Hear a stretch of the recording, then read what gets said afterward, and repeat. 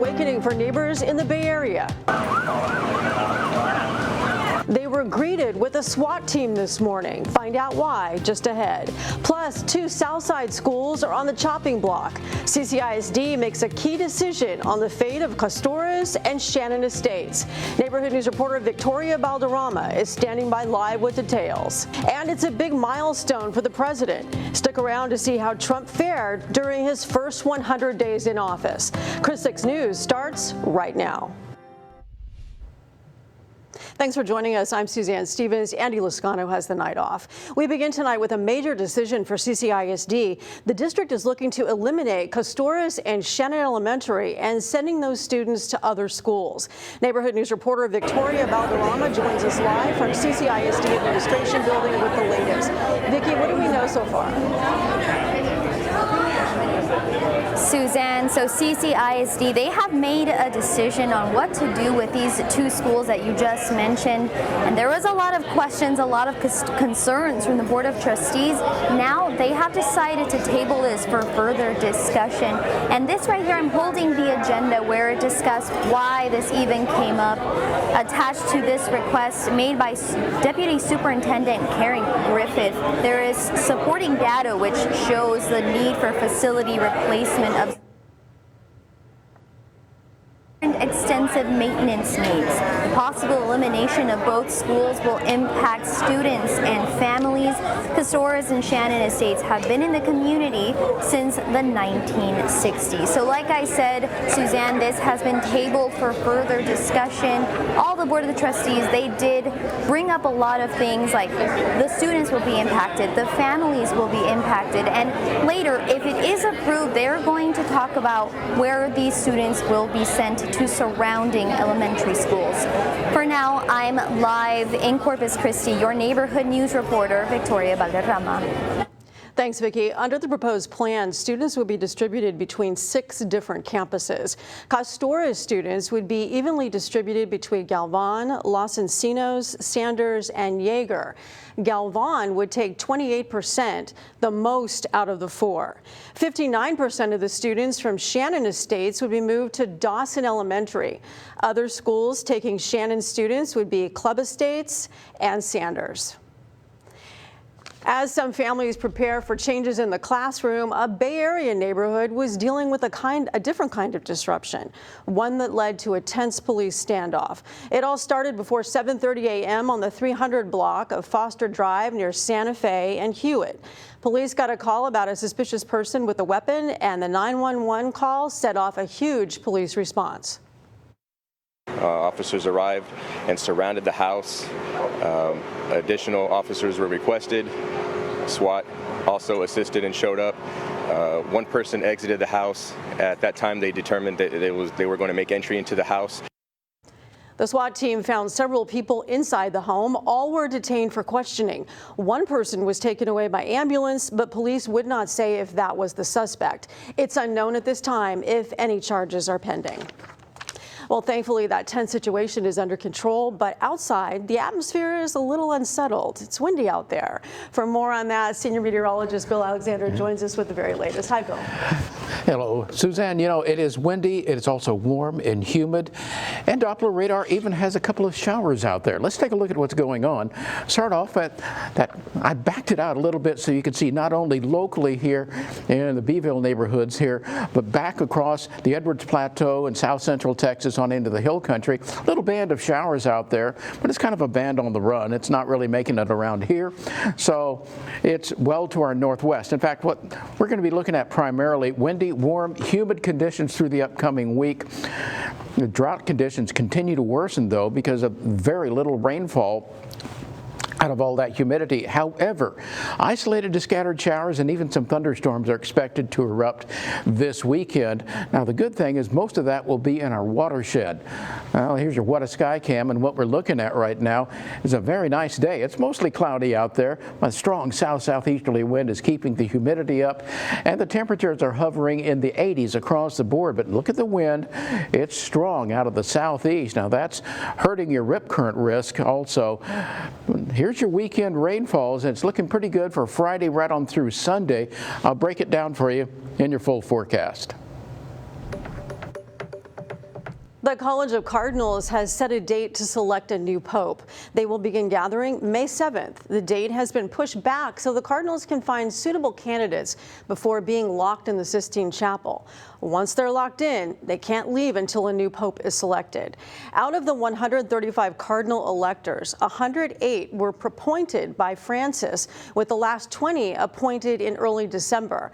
Not all cardinals are taking part. Only cardinals under the age of 80 are eligible to vote. How long could this process take? History shows us there's no time limit. The longest papal conclave began in 1268. It ended 3 years later in 1271. The 1503 papal conclave is considered the shortest in history. It lasted less than 10 hours. As the world watches a new chapter begin in Rome, here at home, a different kind of change is underway with new immigration enforcement efforts. Over 800 people were arrested in Florida, another 100 detained in Colorado nightclub. Scripps News Group's Ava Joy Burnett looks into the arrest and gauges public reaction. The Trump administration carrying out multiple recent law enforcement operations targeting undocumented migrants. If you enter this country legally, it's a crime. We are in the beginning stages of carrying out the largest deportation campaign in American history. The DEA says it apprehended more than 100 people early Sunday after an operation at what it called an illegal underground nightclub in Colorado Springs. Officials say the people arrested were in the U.S. illegally. As a result of this operation is that Colorado Springs is waking up to a safer community today. U.S. Immigration and Customs Enforcement releasing these pictures over the weekend from Florida. Officials announcing nearly 800 arrests of undocumented migrants in the state over the past week as part of Operation Tidal Wave, a partnership between state and federal law enforcement agencies. Operation Tidal Wave is a preview of what is to come around this country. Large-scale operations that employ our state and local enforcement partners to get criminal, illegal aliens off our streets. But as the White House continues to tout its immigration efforts, public support appears to be waning on President Trump's handling of the issue. In March, 49% of Americans supported the president's handling of immigration. That's down 3 points, according to a new Associated Press NORC poll out last week. Ava Joy Burnett, Scripps News Group, Washington. Managing immigration was one of the many goals Donald Trump set for his first 100 days as president. Tuesday marks his 100th day in office, and the White House says the president will be in Michigan taking part in a rally in Macomb County. The day comes with a 41% approval rating, according to a new CNN poll conducted by SSRS. That's the lowest ranking for a newly elected president since the Eisenhower administration. A Padre Island native is hitting a big stage. I'm Erin Hawley, your Padre Island neighborhood news reporter, and I'll tell you how she plans to represent Corpus Christi on a statewide stage. You're watching Chris 6, part of the Scripps News Group. Sunny Kate Nye was born in Corpus Christi and raised right here on Padre Island. Now, she holds the title of Miss Corpus Christi USA. I'm Erin Hawley, your Padre Island neighborhood news reporter. I'll introduce you to Sunny Kate and tell you what makes her so passionate about representing the Coastal Bend at Miss Texas USA. After doing a year of research, I decided why not just go for it? And going for it is exactly what Sunny Kate Nye plans to do at the Miss Texas USA pageant. Historically, there has not been a Miss Texas from Corpus Christi, so I want to change that and be the first. While Sunny Kate has hopes of making it big in the Lone Star State, she says she'll never forget where her roots are planted here on Padre Island. You guys will have to tune into my dresses because I definitely think that they speak to growing up here on the island, being a beach girl. You know, every Sunday I'm here at the beach with my dad. Corpus Christi does not have a regional competition for Miss USA, so Sunny Kate signed up and nominated herself to represent Corpus Christi in the competition. I knew I could do more than just be there. I could actually advocate for things that I'm passionate about, such as being part of the Change for Women and being a voice for young professionals. So here I am 8 months later, ready to rock and roll. While Miss Texas USA may be Sunny Kate's first pageant, she's no stranger to the stage. So when I was about 25, I decided to go back to school and follow my dreams of being an actress. So I moved to New York City on a whim and spent 2 years there going to school. She's played countless roles on stages across the country. Someone who goes on stage a lot in the acting industry, and usually you get nerves before you go on stage, and those haven't hit yet. Sunny Kate just hoping to inspire other young women in her hometown of Corpus Christi. It means a lot to me to pave the way for other women and make sure that their voices are heard and that they know that they can go out and change the world themselves too. Sunny Kate Nye leaves for the Miss Texas USA competition in Houston on May 1st. She's hoping to bring back the title of Miss Texas USA to the Coastal Bend. On Padre Island, I'm your neighborhood news reporter, Erin Holly, Chris 6 News. While the Queen vies for a new crown, Coastal Bend drivers are dealing with a royal pain, ever-changing gas prices. Today, we've got a new segment that shows you where to go for the cheapest prices. Sunrise anchor Brian Hoffman has the fuel facts. So I'm tracking the gas prices both here in the Coastal Bend as well as any price fluctuations across the country, saving you that extra little bit of money that can add up in the long run. Let's take a look starting out at the national prices. So according to Gas Buddy, the national average for a gallon of gas, that is sitting at $3.10. That's actually down 6 cents from last week. So as for the Lone Star State, we're sitting at $2.68 as the average. That is down by 4 cents from a week ago as well. But hey, we can do better here in the Coastal Bend, right? Here are the top 3 cheapest prices that I've found on Gas Buddy, with third place here in Corpus Christi, Citgo on Greenwood, $2.61. The Sunco / Stripes, that's on 3rd Street, that's sitting at $2.51. And then the Exxon / Stripes, that is the #1 cheapest gas price here in Corpus Christi, and that is sitting at $2.37. But hey, all of our Portland friends, if you happen to be out and about, the HEB has the cheapest price in town in Portland, sitting at $2.65. What about the island friends, though? If you're out there on the island, looks like the Valero on Whitecap is the cheapest, and that is sitting at $2.72. If gas prices have got you down, a trip to the skies could put a smile on your face. Airfares fell 5.3% in March from last year, according to the Bureau of Labor Statistics. Airline CEOs say domestic airline travel was lower than expected at the start of 2025, and the reasons vary from President Donald Trump's tariff policies to volatile markets and, most notably, economic uncertainty. Government travel took a plunge too amid administration's cost cuts and mass layoffs. All right, folks, we've hit this peak of rush hour, and we're looking eastbound on Saratoga, on SPID, where we're seeing moderate to heavy traffic out there, but no encumbrances. Let's go ahead and take a look at the Harbor Bridge. Both lanes, north, south, whatever that is, it's all green, and it's looking good right now. The real big slowdown is 286 going into 37. You expect that with the bypasses going on right now. That's a little rough. And you got a little bit of a slowdown on Saratoga going into that school area here, but that's really not too bad. And it's pretty much par for the course considering the construction on Everhart. Going out towards the island, JFK Causeway is green in both directions. That's actually looking pretty good. Now let's go ahead and take a look further on down, and you don't see any real encumbrances as you go out on the Park Road. That's actually looking good as well. And actually, so is your forecast. That's next.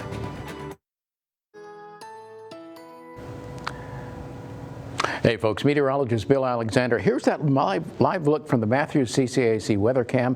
Out at Snoopy's Pier on the island, you're looking to the northwest across Laguna Madre, JFK Causeway, where you've got moderate traffic going on there. It's partly cloudy skies above and pretty breezy conditions. Now, look at the satellite radar loop, what you've got going on here. Thunderstorms, again, erupting in the Sierra Madre. You expect that. Another band of showers pretty much moving from the Edwards Plateau through south central Texas, right at rush hour through San Antonio and Austin. Couldn't be better. Well, this is what we're seeing around here, though. It was a pretty nice day, all things considered. 74 and 85, your numbers. Those are very close to normal for this time of the year. 1.58 inches in deficit of rain. We could use some rain. Well, Here's what it looks like. Across the state, temperatures in the 80s and 90s, scorching 97 there at Laredo, but only 77 with some showers in progress there in Amarillo. While around here, we're looking at generally in the 80s to around 90, a little cooler along the coastline, a little warmer in the inland area. Freer is cooking at 93 degrees. But let's zoom in a little bit with your exclusive Chris 6 Neighborhood Weather Network and what you're going to see across the south side of Corpus Christi. Lower 80s prevailing right now. Going out a little bit to the west, Beeville is sitting in the middle 80s. And when you come on back to their winds, these are maximum sustained winds at 20 to 22 miles an hour. They've been gusting over 30 during the day. You're seeing the same thing happening at Kingsville as well as back on the island where 24 miles an hour sustained with higher gusts there on Granada Drive. Okay, let's go ahead and take a look at the bigger picture here where these winds generally out of the southeast 15, 20, 25 miles an hour. But again, they've been gusting over 30 during the day, and that's what's keeping the humidity in play here right off the Gulf. And you're looking at dew points from the upper 60s to lower 70s. Now that'll impact your overnight temperatures along with a cloud cover, holding minimums from the lower to middle 70s. Now tomorrow, very similar to today, a few little sprinkles out there, but nothing to get away with these warm temperatures from the lower 80s to around 90 degrees tomorrow. If you're heading out to the coastal waters, there's a bit of a caveat there. Yeah, it looks great out there. Water and air, both about 80 degrees, but it's going to be mostly cloudy and windy out there. Southeast 20 to 25 knots.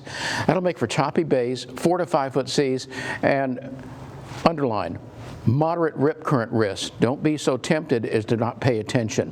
Now this is what we have going on and why the winds are so strong. You got the dry line out to the west, this front trying to make it down, compressing the circulation pattern. That front won't make it to us though. It'll go stationary and just be a focus for precipitation across North Texas. What we've got to wait for is a period of upper level instability, a few little showers late Wednesday night. Don't count on that. This is the bigger system right here that comes in over the weekend and gives us an opportunity for some more concentrated rain. And we'll be looking into next week as well. But the bottom line is that the rain opportunities are not going to be big numbers for us, but there will be beneficial rain in the watershed, and that's what we're looking for. And so it leaves us with a windy, warm, humid week coming up with temperatures hovering in the middle 80s, isolated to scattered showers and thunderstorms Saturday and again on Sunday. You're watching Chris 6, part of the Scripps News Group. April is Animal Cruelty Prevention Month, and with the overwhelming number of strays in the coastal bend, it's important to be aware of animals being mistreated in your neighborhood. Neighborhood News reporter Stephanie Molina spoke with the owner of a local cat shelter about what to do if you suspect animal cruelty. If you get a cat, you need to understand that cat is a part of your family. You can't just, leave it behind, or when things become rough, just dump a cat somewhere. And when you see something, speak up. To report animal cruelty within Corpus Christi city limits, call 311. Animals in Robstown are getting the help they need thanks to a college student who saw our story last week about the need for critical supplies. Animal Control said they were running out of food for the animals at the shelter, so Sydney Hilliard started a Change the World for the Better project at school. She raised $1,500 worth of dog food and toys for Robstown animals in need. On your screen, you can see her at the Annabelle Fire Department, which she agreed to serve as the collection site. Games, rides, and a rocking good time. It's all happening at the Buck Days Carnival. Don't go anywhere. We've got details next.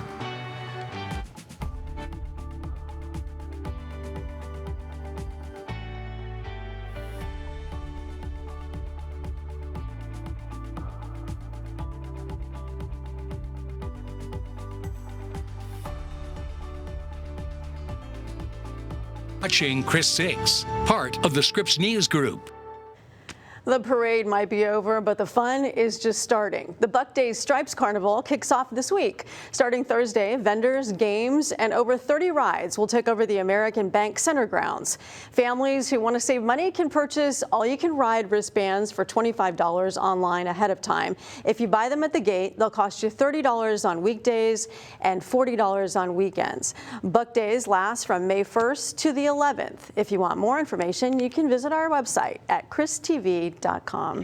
And we missed you at Buck Days, and boy, did your weather prediction turn out. What a beautiful night it was. Not bad at all. Yeah. A little bit of a breeze out there. It wasn't overly hot. It didn't rain on your parade. Not at all. No, and it's not going to rain on our parade this week. You might get a couple of sprinkles out there, but overnight tonight, mid-70s. The wind will keep things going out there, holding the temperatures up. In fact, you're going to be looking at lots of wind this week, lots of humidity, a few sprinkles here and there. But Saturday and Sunday is our best chance of rain. Okay, looking forward to it, I guess. Well, that's all the time we have for now. We invite you back at 6 p.m. for more news from your neighborhood. Thanks for letting me join you for the last couple of days while Andy Lascano's been out. We'll see you at 6.